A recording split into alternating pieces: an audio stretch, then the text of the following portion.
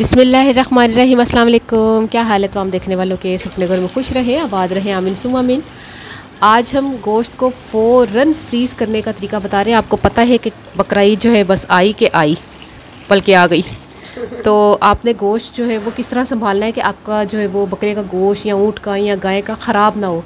क्योंकि समटाइम्स ऐसे होता है कि लाइट चली जाती है या कोई गलती से आपके घर में कोई फ्रीज़र ख़राब हो जाता है। 1-2 दिन आपको परेशानी होती है कि वो फ्रीज़र तो ख़राब हो गया या फ्रिज ख़राब हो गया है ना, उसमें जो है ना कल किसी दिन।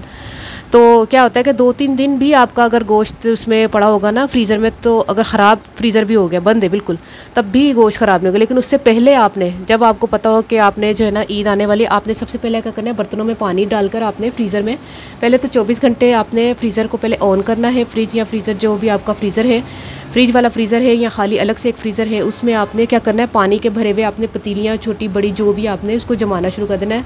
लेकिन फ्रीज़र को आपने 24 घंटे पहले ऑन करना है। उसके बाद ऑन करने के बाद जब वो ठंडक हो जाए ना उसमें, तब उसमें आपने पतीलियाँ या बर्तन या कोले जो भी आपने बर्फ़ के जमाने हैं वो उसमें जमा लें। अच्छा, इस फ्रीज़र को हमने 24 घंटे पहले ऑन किया था। अगर आप 24 नहीं तो 48 घंटे पहले ऑन कर लें, ये बिल्कुल ऑन है। और कई लोगों ने फ्रीज़र जो है वो सब ऐसे रखे होते हैं, बकरा ईद आप इसको ऑन करते हैं, ठीक है, क्योंकि ज़रूरत नहीं होती इसको। उसमें मेरा हाथ थले नहीं जा रहा, थोड़ा थले करके ना इसको कोला रख दें, बर्फ़ के ये जम जाएगा। तो फिर उसके बाद जो है ना हम दूसरा कोला भी पा देना। बर्तन कोई भी हो जाए, ये तो मेरी पतीलियाँ टेढ़ी मेढ़ी टेढ़ी मेढ़ी पतीलियाँ। तो और पानी भी ये उबला हुआ नहीं है, कच्चा पानी, क्योंकि हमें सिर्फ बर्फ़ चाहिए इसकी।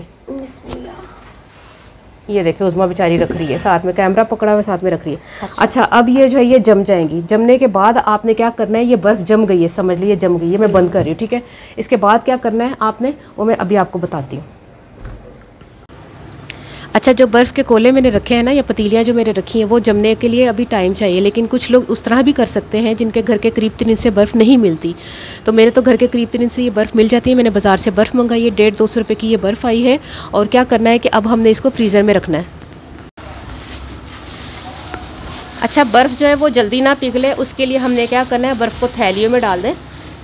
देखें कितनी जल्दी, गर्मी देखें कितनी है, यकीन करें। होए उसमें आज 44 है ना 44 है, और पूरे पाकिस्तान में गर्मी इस वक्त बहुत ज़्यादा है। और गोश्त जो है ख़राब होने का ख़तरा, यकीन करें। अभी ये टोटका फैला दें, यकीन करें गोश्त ख़राब ना हो किसी का। इसको फ्रीज़र में रखने चलते हैं।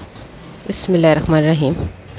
ये देखिए बर्फ़ नहीं जमी क्योंकि हमने 2 मिनट पहले रखी है इसको निकाल लेते हैं। आपको बताने के लिए सिर्फ मैंने ये तरीका बताया था कि जिन लोगों के घर के पास करीब 3 बर्फ़ नहीं मिलती, तो उन लोगों के लिए ये तरीका है। और जिनके करीब 3 से बर्फ़ मिल जाती है, वो 100-200 रुपये 100-200 रुपये में उनकी बर्फ़। ये देखिए उज़मा के कैमरे हिल रहे हैं, देखें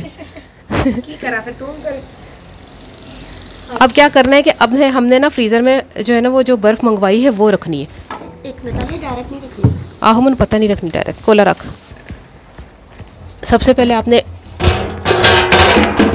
ट्रे रखनी है ताकि वो जो बर्फ़ की थैली है ना वो चमड़ ना जाए। पता क्या, मैं करती हूँ ना ये सारे काम, छोड़ी जरा नहीं आराम में रख सूट ना हो।